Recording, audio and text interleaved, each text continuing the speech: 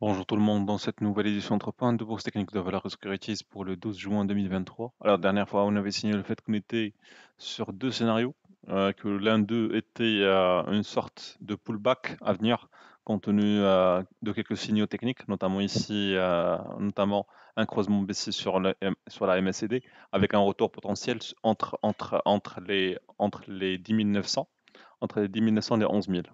D'accord? Alors, chose qui s'est faite, puisqu'on a assisté à un retour vers les 11 000 points, 11 000 points, où on constate la formation d'un support temporaire ici aux alentours des 11 000 points, qui a permis à l'indice d'évoluer dans un trading range. Je dirais que pour l'évolution prochaine de l'indice, tant qu'on n'a pas encore franchi le niveau des 10 930, je dirais que le momentum haussier est toujours là, en vigueur, d'autant plus qu'on assiste aussi à un croisement haussier entre les moyennes mobiles, entre la moyenne mobile longue de 100 jours avec la moyenne mobile 100 jours.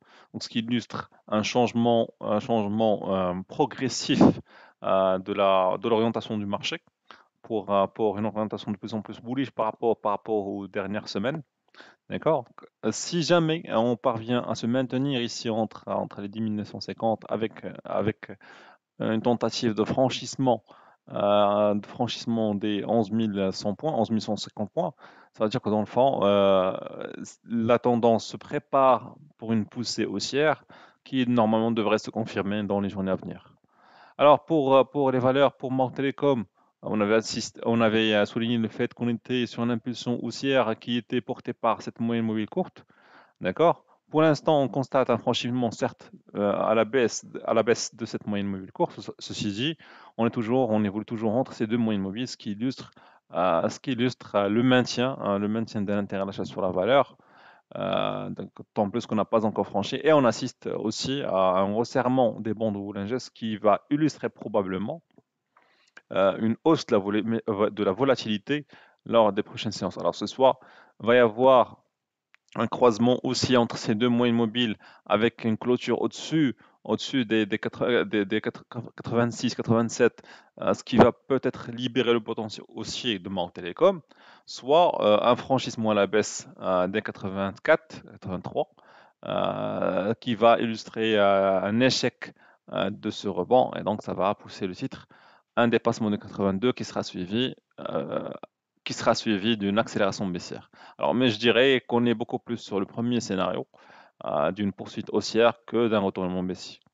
Alors, pour Tijeri, on avait signalé à maintes reprises ce niveau de 430. On avait aussi signalé le fait que, aux alentours des 435, 440, on est sur une ancienne zone qui était une zone de support au troisième trimestre de 2022 et donc qui pourrait venir ici en tant que résistance, chose qui s'est faite puisqu'on n'a pas pu franchir le niveau des 435. D'accord, ceci dit, le momentum à l'achat n'est pas perdu. On a toujours bénéficié d'un retour à l'achat ici aux alentours des 430, 427, et entre 427 et 430. Avec une orientation haussière du marché, je dirais qu'il pourrait y avoir une prochaine tentative à nouveau d'un franchissement des 435. D'accord? À contrario, si on ne parvient pas à se maintenir sur les 425, ça veut dire que on assiste à une perte de momentum à l'achat ici, et donc ça pourrait même pousser le titre vers les 415. Alors, pour notre valeur pour Marsa continue d'être bien positionnée, l'une des meilleures valeurs, des meilleures grosses capis pour l'instant, d'accord? Malgré ce pullback qui est tout à fait normal, parce qu'on a touché un niveau de Fibonacci clé ici aux alentours de 254, d'accord? On a assisté effectivement à un pullback sans pour autant que ça franchisse la moyenne mobile courte. Alors ici aux alentours de 243, ce qui veut dire qu'il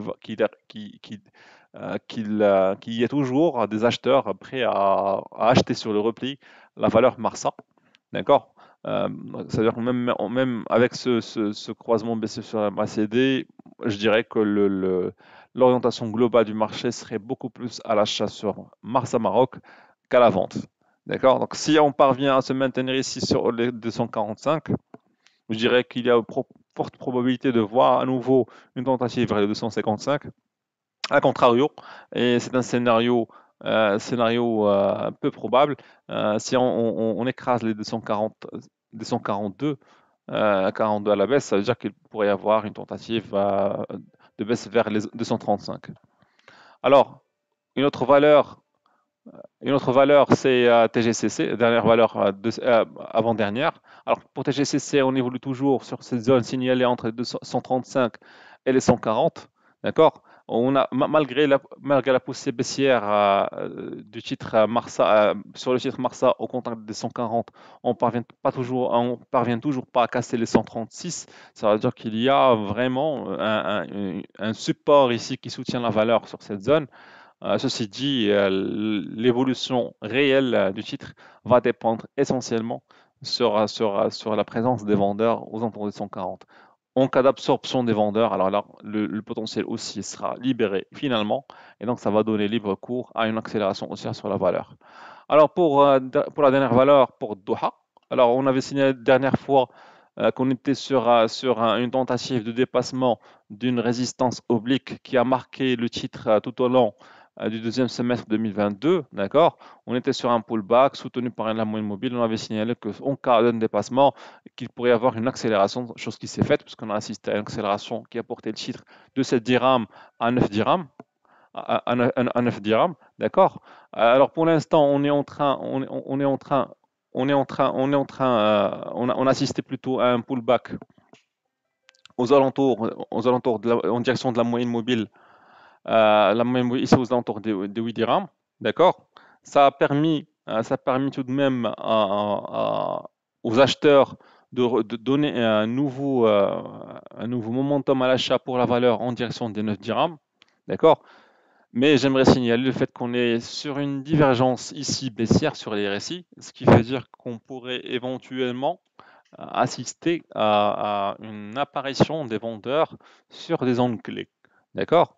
Ça veut dire que bon, il pourrait y avoir une poursuite de la hausse, mais avec une apparition des volumes à la vente. Alors, en cas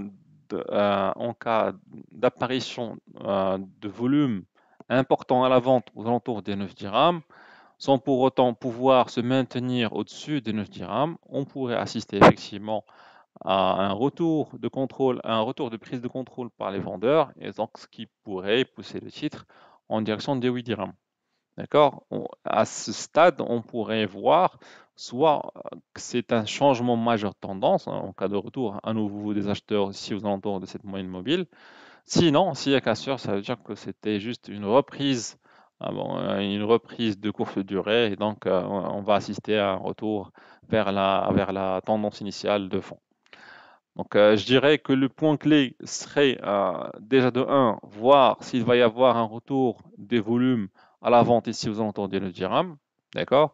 2, en cas d'un retour, en cas plutôt d'un pullback, voir s'il y a de l'intérêt à l'achat aux alentours des 8 dirhams.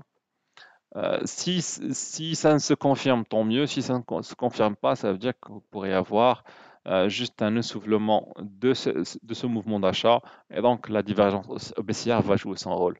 Merci pour votre attention, à la prochaine.